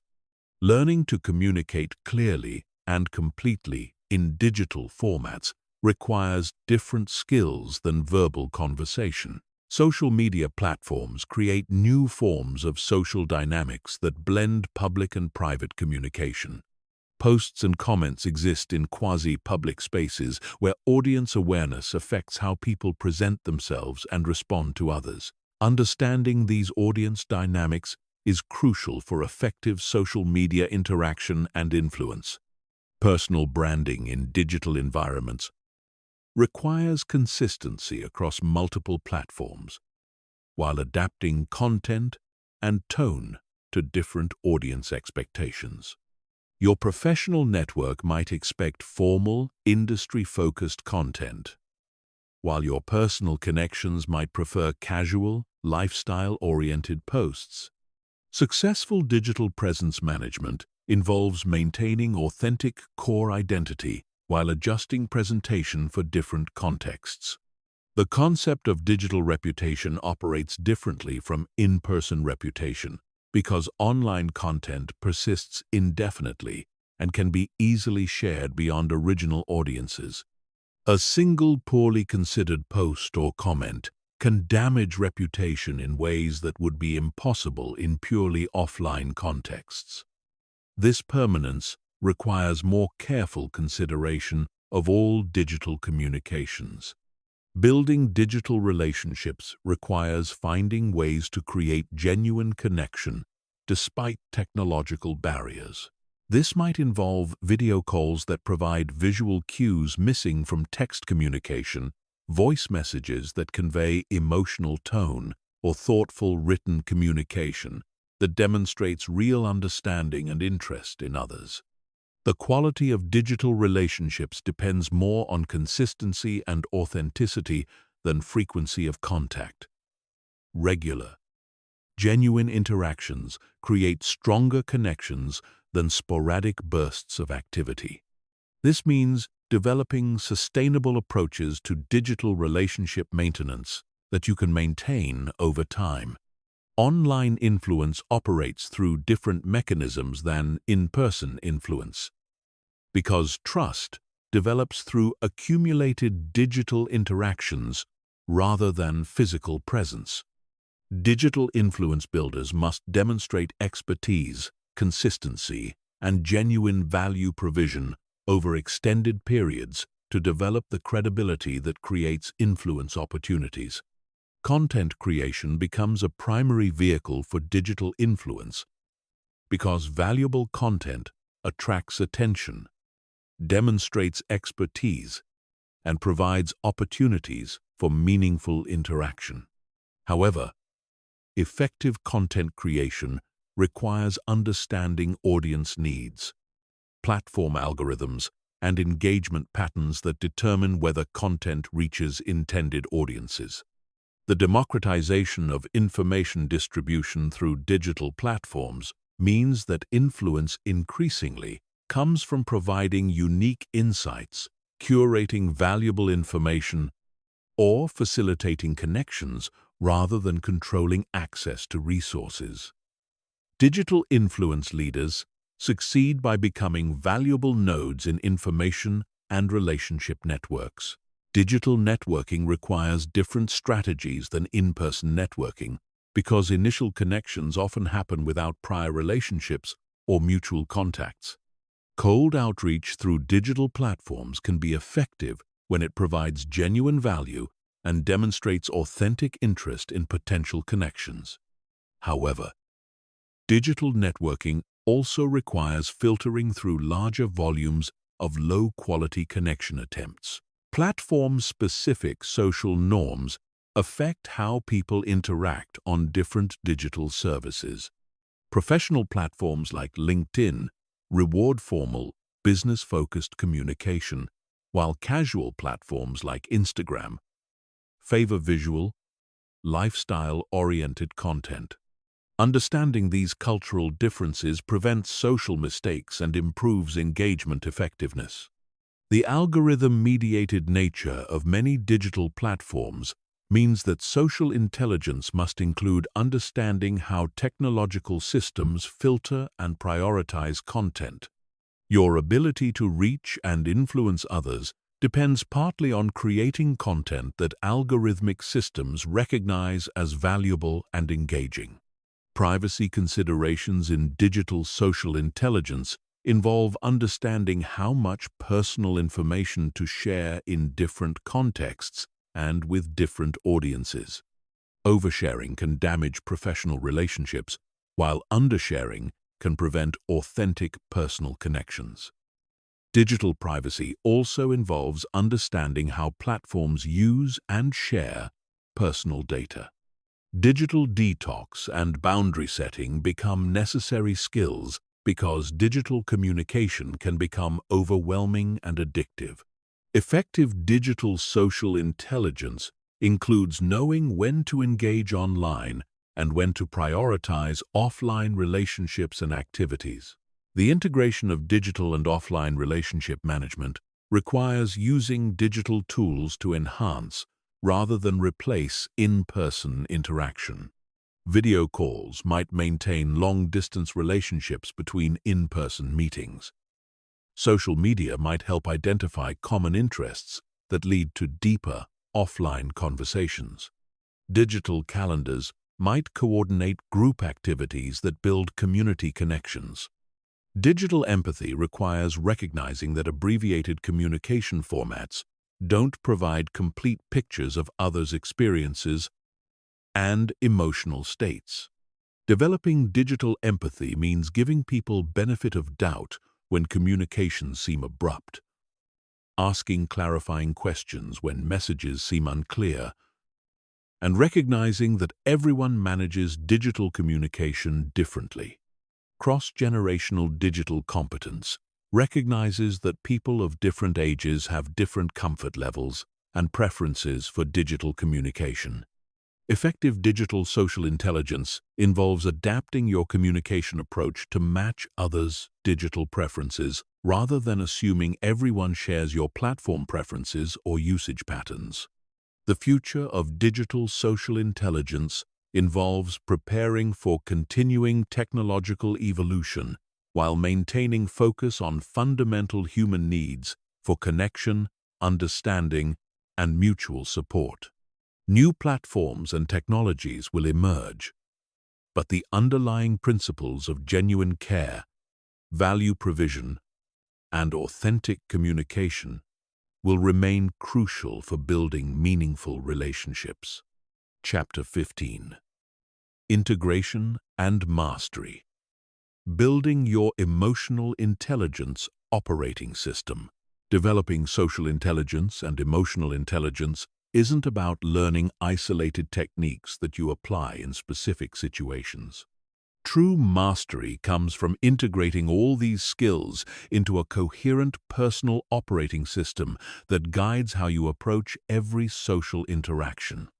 This integration transforms you from someone who consciously applies social techniques into someone who naturally operates from a place of genuine social competence and emotional wisdom. The foundation of integration is self-awareness that extends beyond recognizing your emotions to understanding your patterns, triggers, and default responses in different social situations. This meta-awareness allows you to notice when you're falling into unproductive patterns and consciously choose more effective approaches. Developing this level of self-awareness requires regular reflection on your social interactions. After important conversations, meetings, or social events, spend time analyzing what went well and what could have been improved.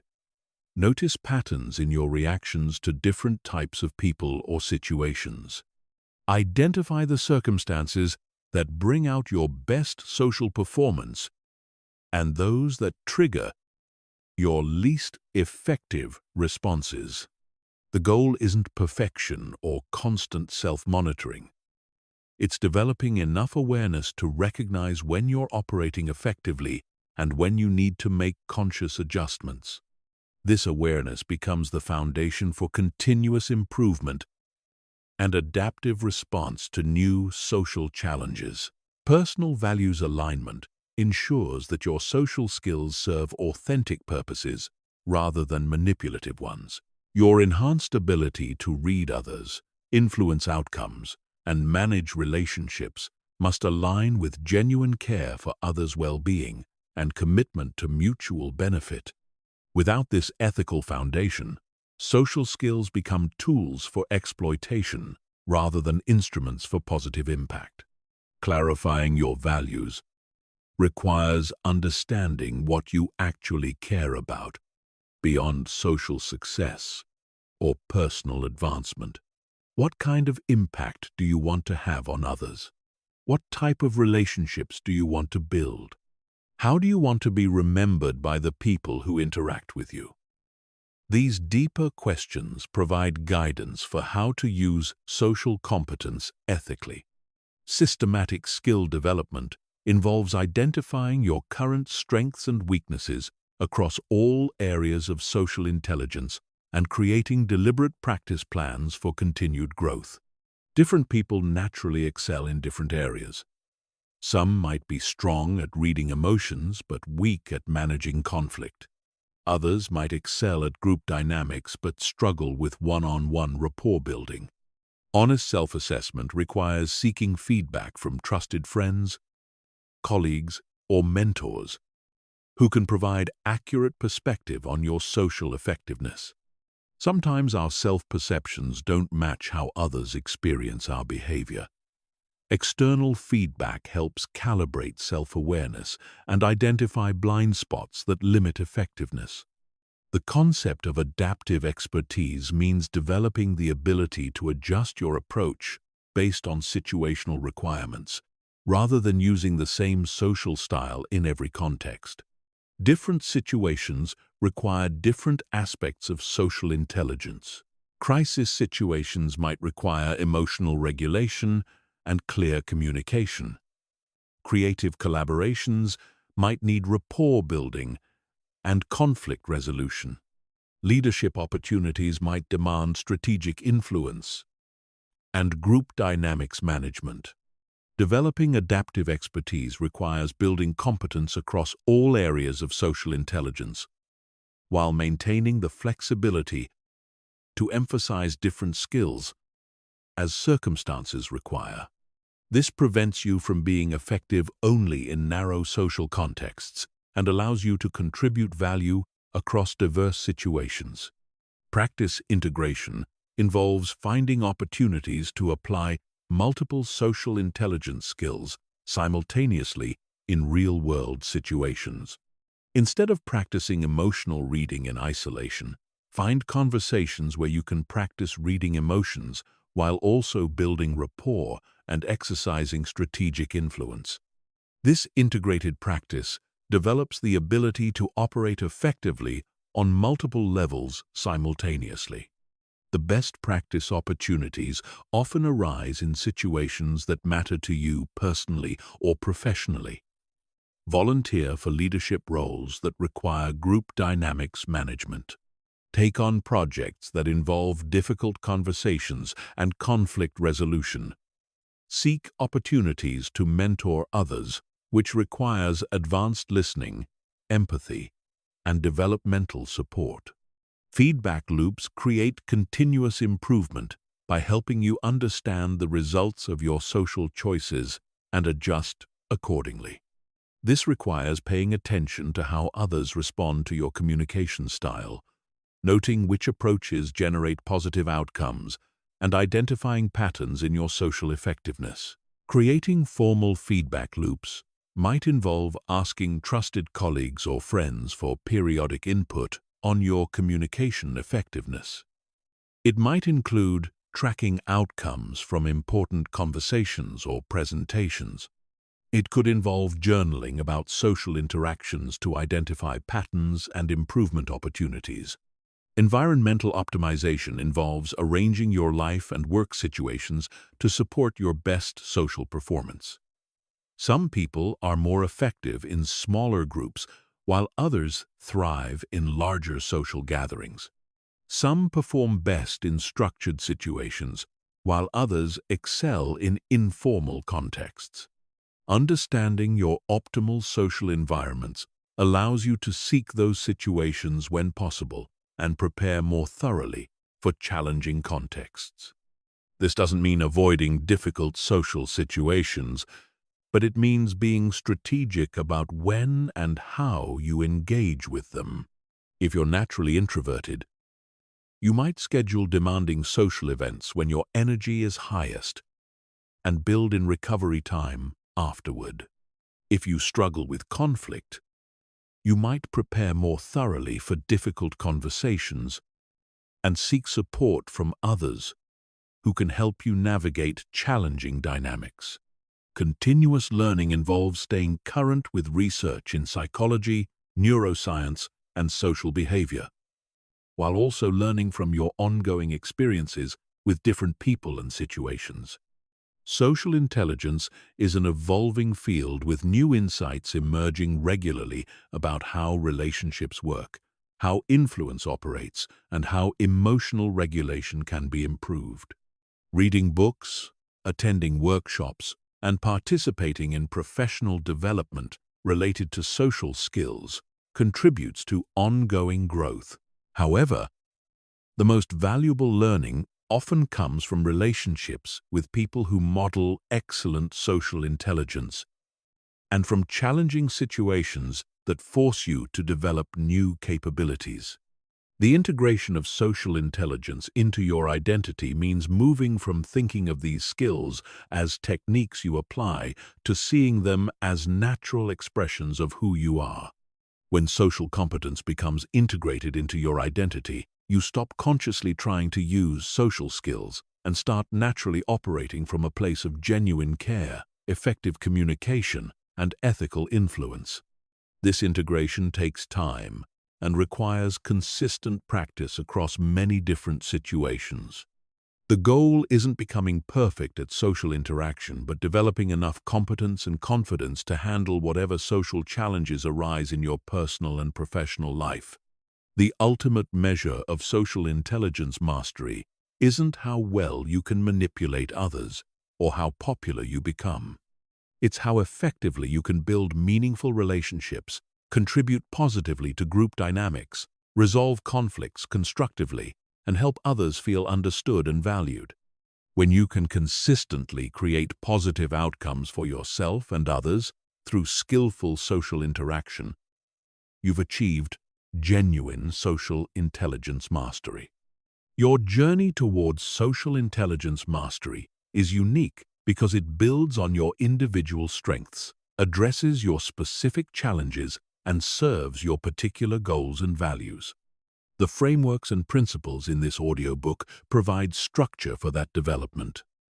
But the actual growth happens through your commitment to continuous learning, ethical application, and genuine care for the people you interact with every day. Remember that social intelligence isn't about becoming someone different from who you are. It's about becoming the most effective, authentic, and positively impactful version of yourself in relationship with others. This journey of development enriches not only your own life, but also the lives of everyone who has the privilege of meaningful interaction with you.